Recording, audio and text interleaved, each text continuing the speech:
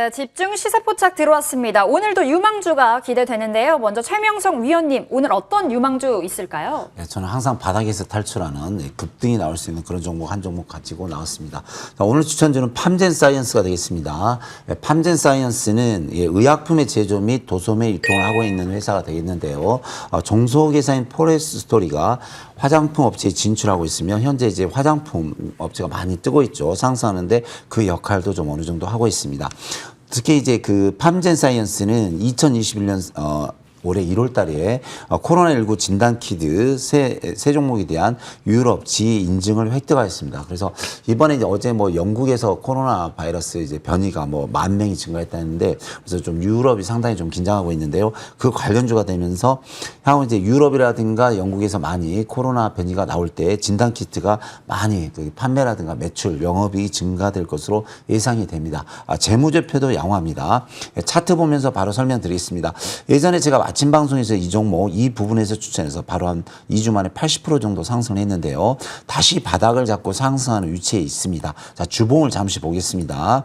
주봉을 보시더라도 저는 항상 이제 바닥권에 있는 종목을 추천하는데 다시 이 종목 쓰리바닥을 찍고 상승하는 패턴을 보이고 있습니다. 그래서 이 종목 현재 보시면 자, 일봉으로 보나 주봉으로 보나 바닥은 완전히 잡았고요.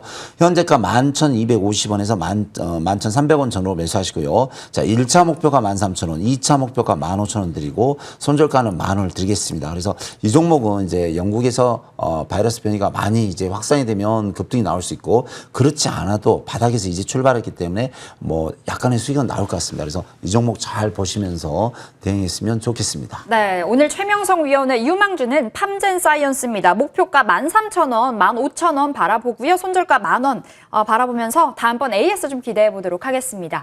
자, 그러면은 최우성 위원의 탑5 수익률도 한번 체크를 해볼게요. 먼저 진원생명과학이요. 수익률 55% 넘겼습니다. 목표가 찍었고요. 자, 라운식 큐어, 텔레칩스 등등 잘 가는데요.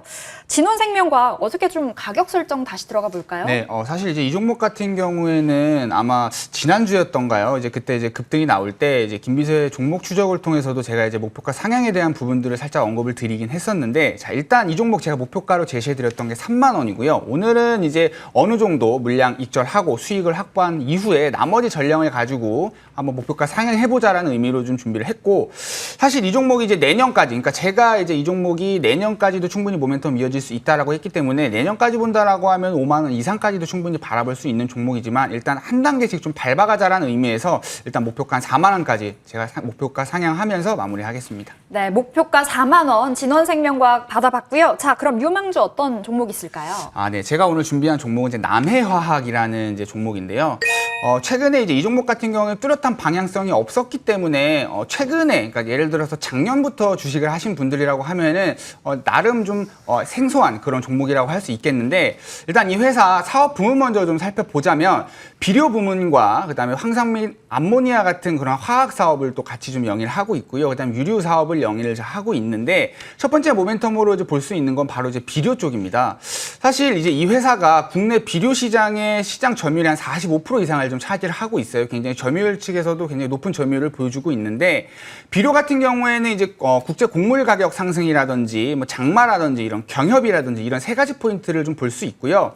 최근 이제 원자재 가격 상승으로 인해서 곡물 가격도 굉장히 큰 상승을 좀 보여주고 있는데, 이 회사 이제 비료라는 거는 이제 곡물 생산에 좀 필수적으로 들어가는 곡물 자재이기 때문에 곡물 가격 상승에 따른 가격 상승 충분히 노려볼 수 있고요.